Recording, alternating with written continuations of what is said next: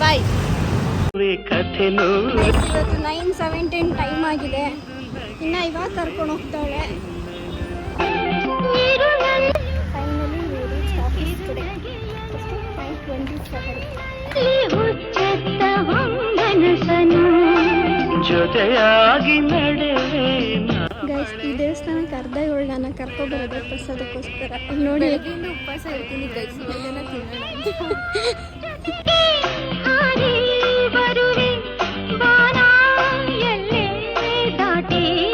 ದೇವಸ್ಥಾನ ಕರ್ಕೊಂಡು ಹೋಗಿ ಅಂದರೆ ತಿನ್ಕೊಂಡು ಕುಡ್ಕೊಂಡು ಇಲ್ಲೇ ಕುಳಿತುಕೊಂಡು